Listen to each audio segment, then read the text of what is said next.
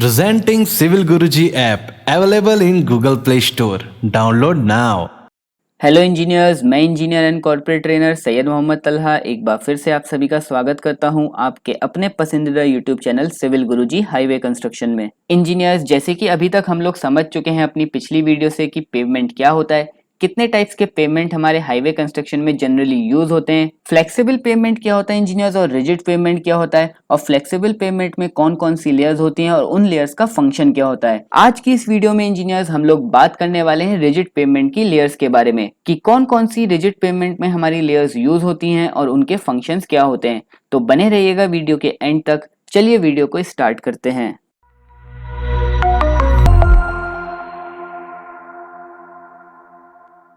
तो engineers, rigid payment की layers को समझने से पहले बात करते हैं कि उसकी कंपोजिशन के बारे में कि हमारा जो रिजिड पेमेंट है उसकी कंपोजिशन क्या होती है। तो engineers, in general Portland cement concrete is used as primary structural element for rigid pavement. जो इंजीनियर्स हमारा प्राइमरी स्ट्रक्चरल एलिमेंट होता है रिजिड पेमेंट के लिए वो क्या होता है इंजीनियर्स, हमारा Portland cement concrete. The reinforcement is provided in the slab depending upon the soil strength and loading conditions. जो हमें इंजीनियर्स अपने रिजिड पेमेंट में रीइंफोर्समेंट यूज करनी होती है अपनी स्लैब में, वो किसके ऊपर डिपेंड करती है, जो हमारी सॉइल की स्ट्रेंथ है इंजीनियर्स उसके ऊपर, और लोडिंग कंडीशंस मतलब कि इंजीनियर्स जो व्हीकल का लोड आ रहा है हमारे पेमेंट के ऊपर वो कितना है, उसके ऊपर डिपेंड करेगा इंजीनियर्स हमारी रीइंफोर्समेंट कि हमें कितनी रीइंफोर्समेंट अपने रिजिड पेमेंट में यूज करनी है। देन उसके बाद engineers pre stress concrete slabs can also be used as surface course. Pre stress concrete slabs को भी इंजीनियर्स हम यूज कर सकते हैं एज अ सरफेस कोर्स, या ये कहें हमारी टॉप लेयर में। The concrete slab usually lies on a compacted granular और ट्रीटेड सब base which is supported in turn by a compacted subgrade.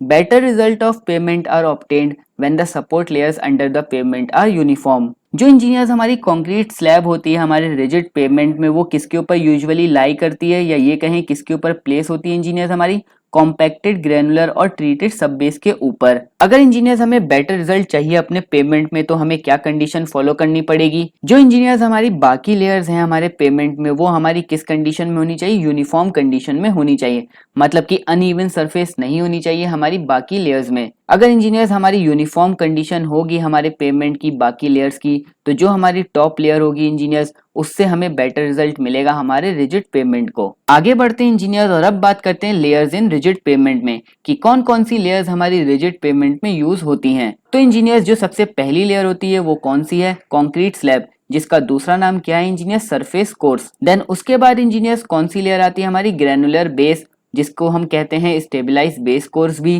Then third layer engineer कौन सी हमारी ग्रैनुलर सब बेस, और जिसका दूसरा नाम क्या है स्टेबलाइज सब बेस कोर्स। देन उसके बाद इंजीनियर्स जो फोर्थ लेयर है वो कौन सी हमारी frost protection layer. And last layer कौन सी इंजीनियर्स हमारी सबग्रेड सॉइल। ये जो इंजीनियर्स यहाँ पे जो लेयर्स लिखी हुई हैं ये कैसे हैं हमारी टॉप टू बॉटम। चलिए इसको डायग्राम में देखते हैं इंजीनियर्स की ये लेयर्स हमारी कैसे शो होंगी। तो इंजीनियर्स जो सबसे पहली लेयर इंजीनियर आप लोग देख रहे हैं वो कौन सी है हमारी कंक्रीट पेवमेंट, जो हमारी टॉप मोस्ट लेयर है जिसके ऊपर हमारा व्हीकल चलेगा। देन उसके बाद इंजीनियर्स हमारी जो सेकंड लेयर है वो कौन सी है, base course.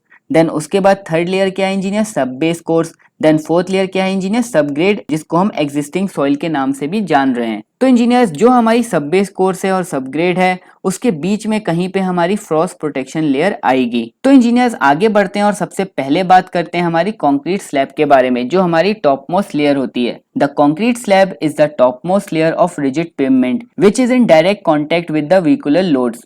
This is also called as surface course.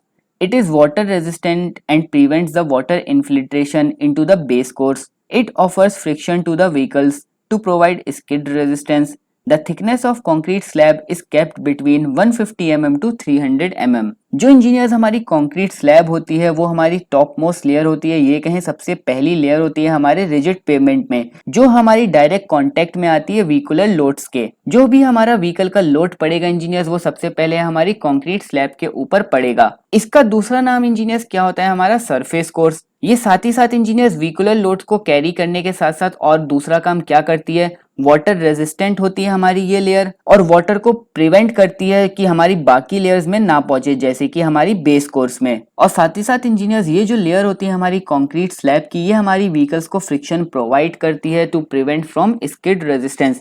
Skid resistance engineers, इससे पहली वाली वीडियो में आपको मैं समझा चुका हूं कि स्किड रेजिस्टेंस क्या होता है। अगर आपने इंजीनियर्स वो वीडियो नहीं देखी है तो मैं कहूंगा कि जरूर जाके वो वीडियो भी चेकआउट करिए। उस वीडियो में इंजीनियर्स मैंने आपको फ्लेक्सिबल पेमेंट की लेयर्स के बारे में समझाया है और उनके फंक्शंस के बारे में भी बताया है। और इंजीनियर्स ये जो कंक्रीट स्लैब होती है इसकी थिकनेस हमें कितनी रखनी चाहिए, 150 mm टू 300 mm के बीच की थिकनेस हमें मेंटेन करके चलनी है हमारी टॉप मोस्ट लेयर की अपने रिजिड पेवमेंट में, जो है हमारी कंक्रीट स्लैब। जैसे कि इंजीनियर्स यहाँ पे आप लोग इमेज में भी देख पा रहे हैं कि ये हमारी एक कंक्रीट स्लैब कास्ट हो रही है हमारे हाईवे पे। आगे बढ़ते हैं इंजीनियर्स और नेक्स्ट लेयर की बात करते हैं, जो है हमारी ग्रैनुलर बेस और stabilise base course. The base course और ग्रैनुलर बेस और stabilise base is the second layer from the top and is constructed using crushed aggregates. जैसे कि इंजीनियर्स आप लोग देख रहे हैं कि इस लेयर को हम तीन नाम से जानते हैं। पहला नाम क्या है, बेस कोर्स, दूसरा क्या है, ग्रैनुलर बेस, और थर्ड क्या है, स्टेबलाइज बेस कोर्स। ये तीनों नाम इंजीनियर्स आप लोग याद रखिएगा, किसी भी नाम से आपसे इंटरव्यू में पूछा जा सकता है।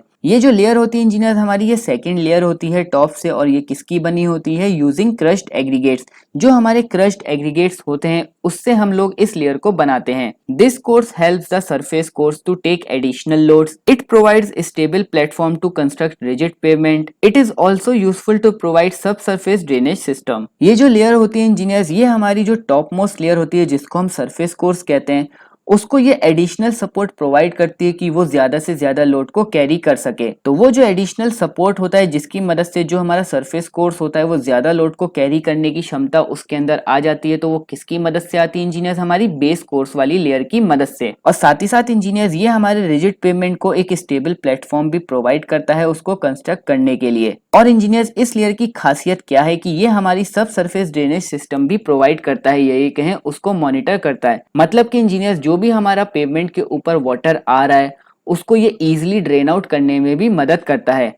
In frost area the frost action can be controlled by the stabilize base course. और साथ ही साथ इंजीनियर्स जहां पे फ्रॉस्ट एरिया होता है इंजीनियर्स, वहां पे फ्रॉस्ट एक्शन को भी प्रिवेंट करने में हमारी ये लेयर मदद करती है। It helps to control swelling of subgrade soil. The base course thickness should be minimum 100 mm। और साथ ही साथ इंजीनियर्स ये क्या करती है हमारी कंट्रोल करने में, जो हमारी सबग्रेड सॉइल होती है वो फूल जाती है उसको प्रिवेंट करती है हमारी ये लेयर। और इसकी जो मिनिमम थिकनेस हमें मेंटेन करके चलनी है इंजीनियर्स, वो कितनी रखनी है हमें, 100 mm। आगे बढ़ते हैं इंजीनियर्स और नेक्स्ट लेयर की बात करते हैं, जो थी हमारी ग्रैनुलर सब बेस और स्टेबलाइज सब base course. It is the third layer from the top and is in contact with the subgrade soil and base course. It is constructed by using low quality aggregates than the base course, but they should be better quality than subgrade. ये जो layer होती है engineers, जो हमारी granular सब base है, ये हमारी थर्ड लेयर होती है टॉप से। और ये जो लेयर होती है इंजीनियर्स, ये दो लेयर्स के कांटेक्ट में होती है। जो बॉटम की लेयर होती है वो कौन सी है इंजीनियर्स, हमारी सबग्रेड सॉइल,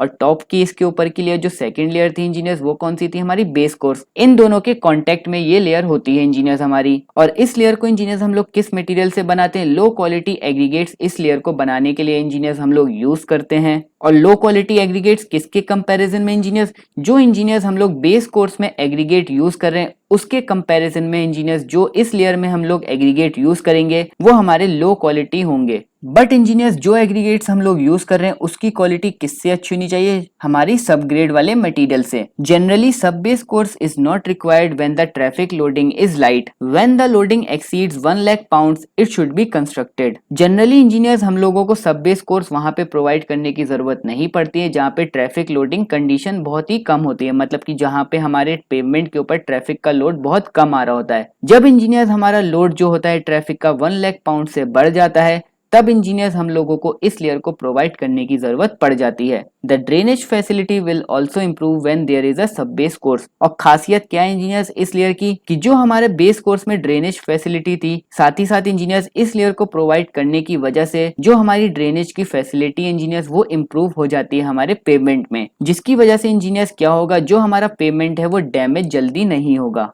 आगे बढ़ते हैं इंजीनियर्स और नेक्स्ट लेयर की बात करते हैं, जो है हमारी frost protection layer. In low temperature regions there is a problem of frost action on the pavements. If the soil contains high ground water table during low temperature the water will freeze and frost heave will form under the subgrade, which will cause the pavement to rise because of non-uniform formation of ice crystals. जहाँ पे engineers temperature बहुत ही कम होता है engineers, वहां पे हमें Frost protection layer provide करने की जरूरत पड़ जाती है। फ्रॉस्ट प्रोटेक्शन लेयर इंजीनियर्स क्या होती है, जरा आप समझिएगा इसको। तो इंजीनियर्स, अगर हम लोग लो टेम्परेचर में अगर अपना रिजिड पेमेंट बना रहे हैं, तो अगर वहां की जो सॉइल है उसकी जो ग्राउंड वाटर टेबल है वो हाई है, मतलब कि कुछ ही मीटर पे खोदने पे हमें वाटर टेबल मिल जा रही है हमारी, तो क्या होगा इंजीनियर्स, जब हमारा लो टेम्परेचर होगा तो वो जो वाटर है इंजीनियर्स ग्राउंड वाटर टेबल का वो फ्रीज हो जाएगा, और जो हमारा फ्रॉस्ट है वो इंजीनियर्स जो आइस है वो जम जाएगा, और जिसकी वजह से जो हमारा हीव है वो फॉर्म हो जाएगा, मतलब कि चट्टाने बन जाएंगी हमारी सॉइल के अंदर, जिसकी वजह से इंजीनियर्स क्या होगा, जो हमारा पेमेंट है वो उठना शुरू हो जाएगा। किसकी वजह से? Non uniform formation of ice crystals.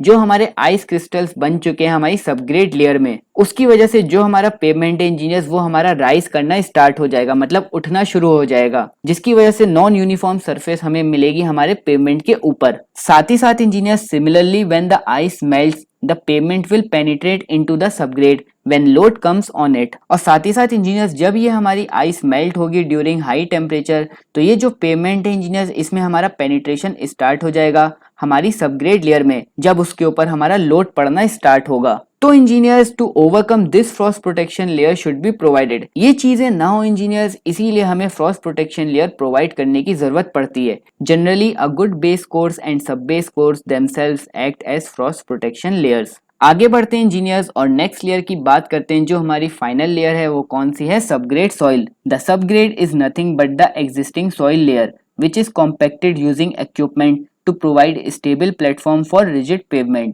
जो इंजीनियर्स हमारी सबग्रेड वाली लेयर होती है वो कुछ नहीं बल्कि जो हमारी एग्जिस्टिंग सॉइल की लेयर होती है उसी को हम लोग इंजीनियर सबग्रेड कहते हैं। लेकिन कब कहेंगे इंजीनियर्स? जब हम उस लेयर को अच्छे से कॉम्पैक्ट कर देंगे with the help of different machines to provide stable platform for rigid pavement. The subgrade soils are subjected to lower stresses than the top layers since the stresses will reduce with depth। जो engineers हमारी subgrade layer के ऊपर जो हमारा load पड़ता है वो बहुत ही कम पड़ता है as compare to different load. जैसे जैसे इंजीनियर्स हमारी डेप्थ बढ़ती जाती है हमारे पेवमेंट की, वैसे वैसे जो नीचे वाली लेयर्स होती है इंजीनियर्स उसके ऊपर जो हमारा लोड है वो कम पड़ना स्टार्ट हो जाता है। The stresses coming from the top layer is received by different soils in different manners. Some soils में resist them and some may not.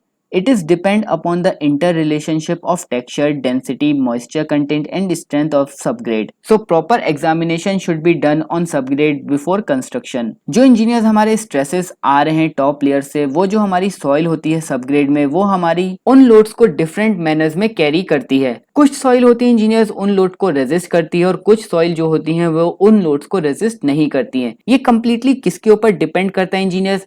एक हमारी इंटर रिलेशनशिप होती है किसके बीच में? Texture, density, moisture content and strength of subgrade के। तो engineers proper examination करने के बाद ही हमें क्या करना है, जो हमारी सबग्रेड होगी उसमें हमें उस सॉइल को ही यूज करना है जो सॉइल हमें वहां पे जरूरत है before construction. At the same time, the pavement layers above the subgrade should be capable of reducing stress imposed on the subgrade soil to prevent the displacement of subgrade soil layers। और साथ ही साथ engineer same time पे हमें वो भी layers ध्यान रखनी है जो हमारी सबग्रेड के ऊपर आएंगी। वो जो लेयर्स होनी चाहिए इंजीनियर्स वो क्या होनी चाहिए? वो इजीली लोड्स को कैरी कर सकें, जिसकी मदद से इंजीनियर्स क्या होगा, जो हमारा सबग्रेड सॉइल के ऊपर लोड आ रहा है वो हमारा कम आएगा, जिसकी वजह से जो हमारी सबग्रेड सॉइल होगी इंजीनियर्स वो उसके डिस्प्लेसमेंट होने के चांसेस भी कम हो जाएंगे। तो आप लोग ध्यान रखिएगा इंजीनियर्स कि जो हमारी सबग्रेड सॉइल के ऊपर वाली लेयर्स हैं उसमें जो हम लोग मटेरियल यूज कर रहे हैं वो हमारा इतना अच्छा होना चाहिए कि जो हमारा लोड है वो इजिली डिस्ट्रीब्यूट करे और सबग्रेड सॉइल के ऊपर कम से कम लोड आए।